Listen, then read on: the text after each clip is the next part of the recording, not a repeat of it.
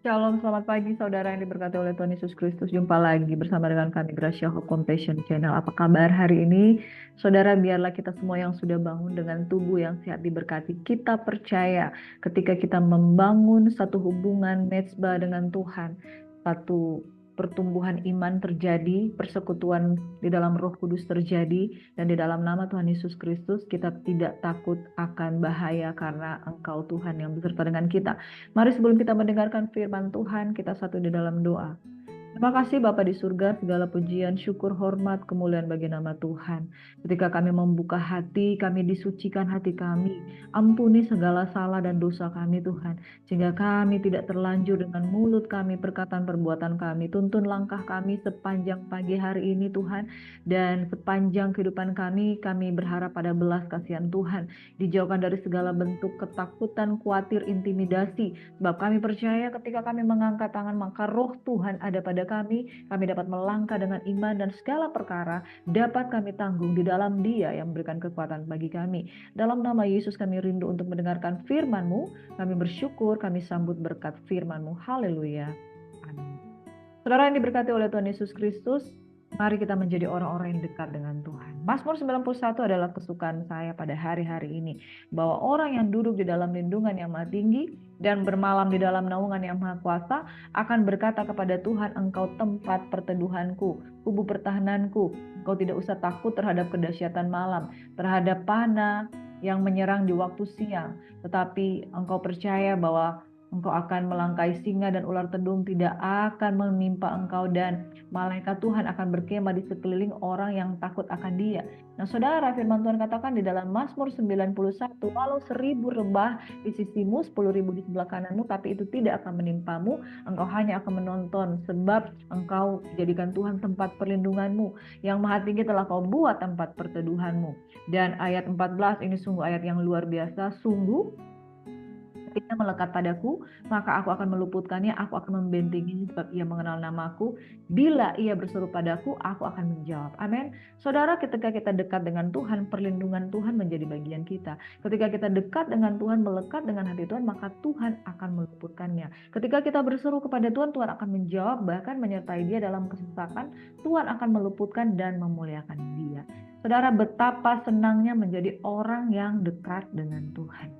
Nah, saudara, bagaimana kita menempatkan diri sebagai orang yang dekat dengan Tuhan? Saudara, kalau kita mau menjadi orang yang dekat dengan Tuhan, belajar dari kebenaran firman Tuhan, jangan kita sampai tidak setia. Yesus memiliki kelompok murid-murid yang dia sukai. Dari 12 rasul, ada 3 orang yang selalu beserta dengan Yesus, yaitu Petrus, Yohanes, dan Yakobus. Yang lain-lainnya memang mereka dekat, tapi yang paling dekat adalah ketiga orang ini, dan yang lebih dekat lagi itu adalah Yohanes. Dan yang menjadi orang yang selalu mau menempel dengan Yesus itu adalah Rasul Petrus. Yang lain-lainnya semua murid, semua disayang Tuhan. Tetapi ada satu juga murid yang unik. Dengan ciumannya dia menyerahkan Yesus. Saudara yang diberkati, jadilah orang yang dekat dengan Tuhan, yang menaruh pikiran dan perasaan terhadap Kristus Yesus, yang dekat dengan Tuhan, yang dalam lindungan Tuhan, dan memperoleh berkat-berkatnya. Jangan menjadi orang yang dekat dengan Tuhan, tetapi bersifat seperti Yudas. Yudas dekat dengan Yesus, tapi ada maunya. Yudas dekat dengan Yesus, tetapi memakai uang kas gereja, uang kas rasul-rasul yang dikumpulkan. Yudas, seorang yang dekat dengan Yesus, berjalan bersama dengan Yesus, tapi tidak benar-benar dekat dengan Yesus.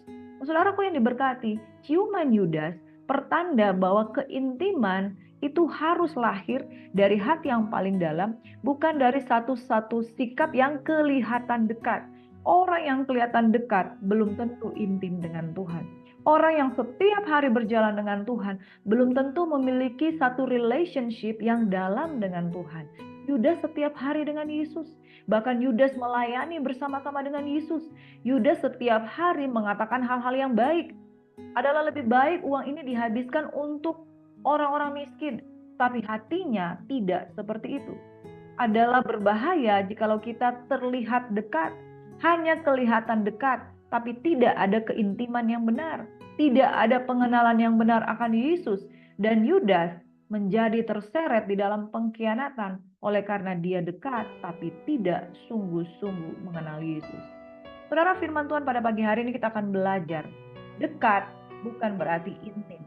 Dekat itu harus mengenal Yesus. Dalam Mazmur 91 ayat 14 firman Tuhan berkata seperti ini.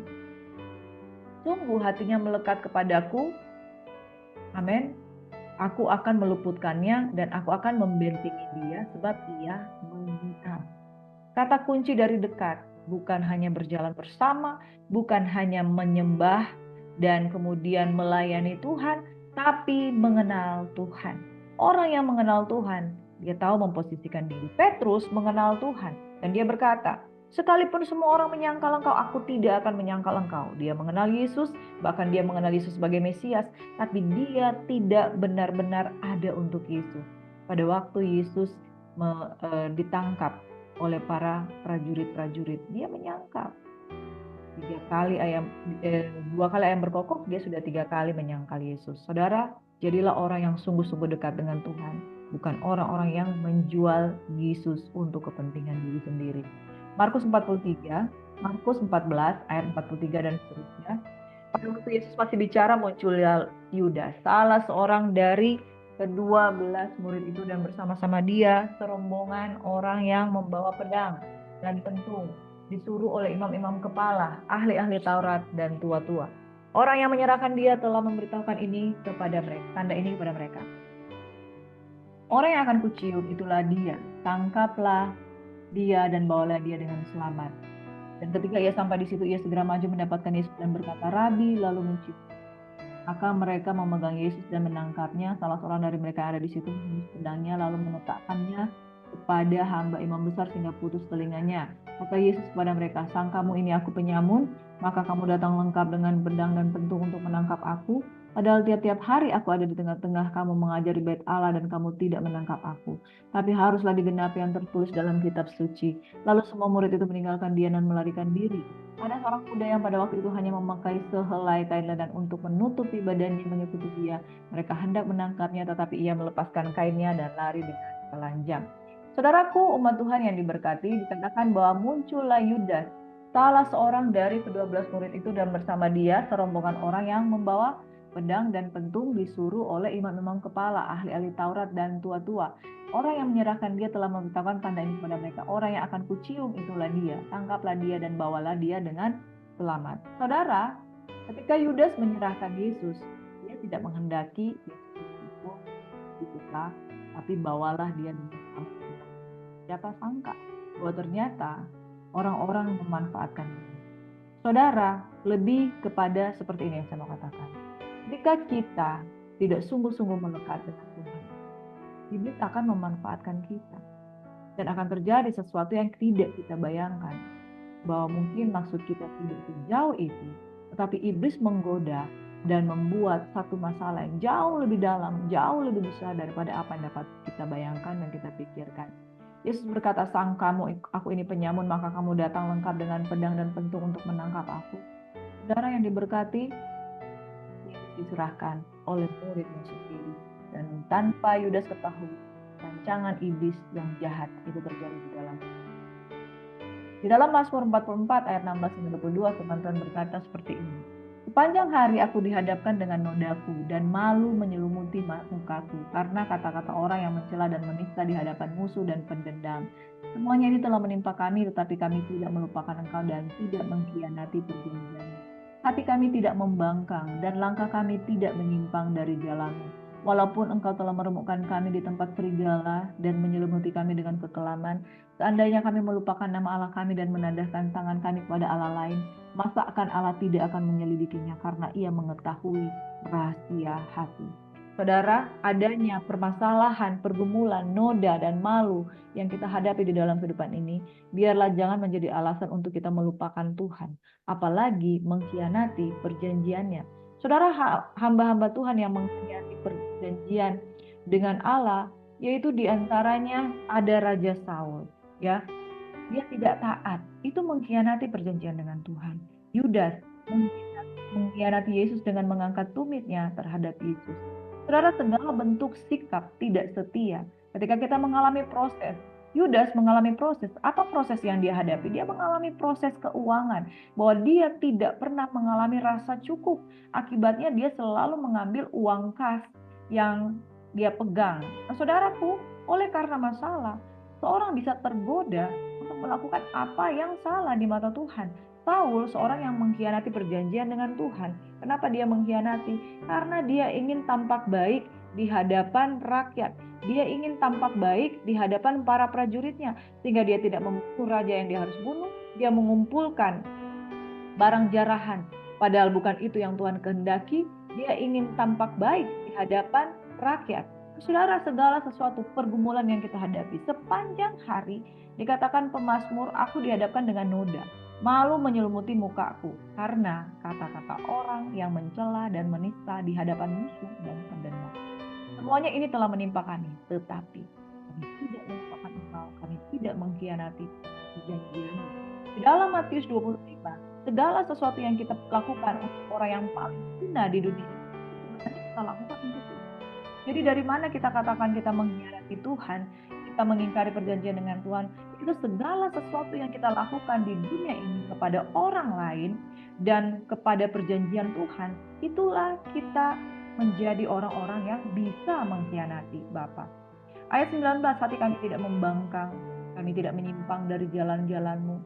Saudaraku, dikatakan di dalam ayat ke-20, walaupun Engkau telah menemukan kami di tempat serigala dan menyelimuti kami dengan keselamatan, seandainya kami melupakan nama Allah kami dan menadahkan tangan kami kepada Allah lain, masakan Allah tidak akan menyelimuti, karena Ia mengetahui rahasia. Sebelum Yudas berkhianat kepada Yesus, dia sudah mengatakan, pergilah, lakukan apa yang engkau harus lakukan. Saudara, apakah Tuhan tidak mengenal umatnya? Baik ia yang setia, baik ia yang mengkhianati Tuhan.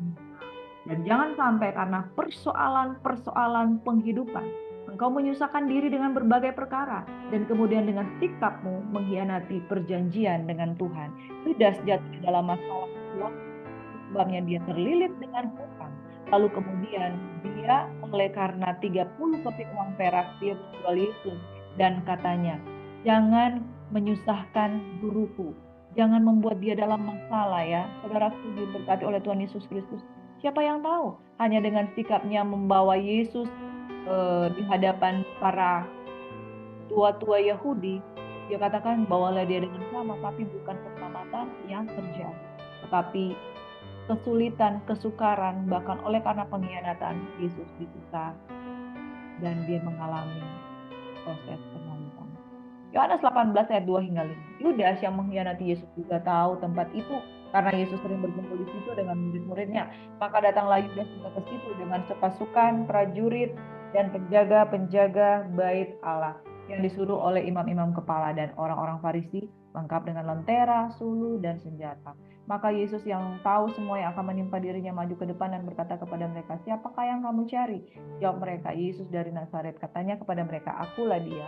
Yudas yang mengkhianati dia berdiri juga di situ bersama-sama dengan mereka. Dekat dengan Yesus belum tentu. Dekat dengan Yesus belum tentu dia mengerti tentang Yesus. Tapi bisa saja orang yang dekat dengan Yesus, kalau dia dalam berbagai motivasi yang salah, dia akan mengkhianati. Saudara, ciuman Yudas bukti bahwa kedekatan bukan jaminan orang mengenal Tuhan. Sikap seseorang yang selalu kelihatan ada di gereja, kelihatan selalu memuji menyembah Tuhan, mengangkat tangan, worship leader, kelihatannya memuji menyembah Tuhan, belum tentu dekat. Ciuman Yudas menjadi satu bukti. Hati-hati kalau kita dekat dengan hati yang tidak murni, hati yang tidak tertuju kepada Yesus. Bukan setiap orang yang berseru-seru kepadaku, Tuhan, Tuhan akan masuk ke dalam kerajaan surga, melainkan dia yang melakukan kehendak Bapakku yang di surga. Pada hari terakhir banyak orang akan berseru kepadaku, Tuhan, Tuhan, bukankah kami bernubuat demi namamu dan mengusir setan demi namamu dan mengadakan banyak mujizat demi namamu juga? Pada waktu itulah aku akan berterus terang kepada mereka dan berkata, aku tidak pernah mengenal kamu, nyala daripadaku kamu sekalian pembuat kejahatan. Dekat belum tentu mengenal. Alangkah lebih baik kita mengenal, bukan hanya sekedar dekat, karena ciuman Yudas adalah bukti bahwa kedekatan tanpa pengenalan itu membawa pada pengkhianatan dan kebinasaan.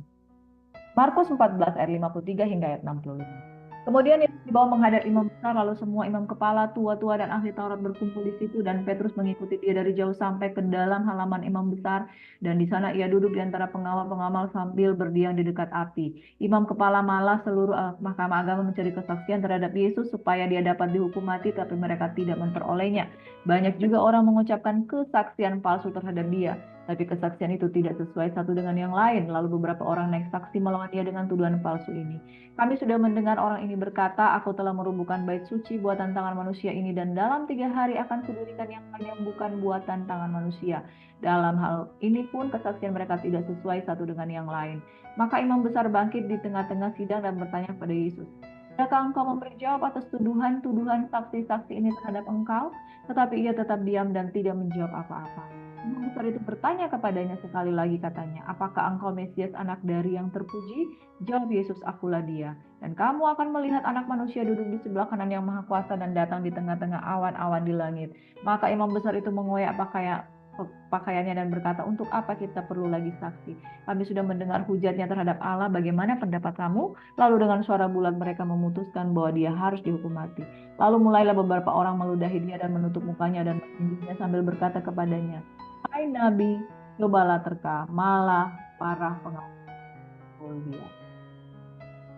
Saudara, luar biasa akibat pengkhianatan Yudas, Yesus diserahkan. Tapi segala sesuatu harus terjadi untuk penggenapan akan anak manusia yang harus diserahkan. Tetapi terkutuklah orang yang melakukan. Firman Tuhan berkata bahwa segala sesuatu harus digenapi, sedang digenapi dan menuju pada penggenapan. Tetapi diberkatilah orang yang sungguh-sungguh melekat dengan Tuhan, supaya kita tidak menjadi bilangan orang-orang yang melakukan apa yang melawan kehendak Tuhan, seperti tercatat di dalam kitab suci. Maka baiklah kita setia dan sungguh-sungguh dekat dan mengenali. Tuhan kiranya memberkati kita, kiranya hidup kita seturut dengan kebenaran firman Tuhan yang tercatat di dalam kitab suci, bahwa orang benar akan hidup oleh percayanya. Orang benar semakin benar, orang suci semakin suci. Tapi orang yang di luar Tuhan, dia akan semakin menunjukkan warnanya. Mari saudara, jadilah orang-orang yang setia, dekat, intim, bahkan mari berdoa. Sungguh hatinya melekat kepadaku, maka aku akan meluputkannya, aku akan membentengi dia, oleh karena ia mengenal namaku. Bila ia berseru, aku akan menjawab. Aku akan memberikan apa yang diinginkan.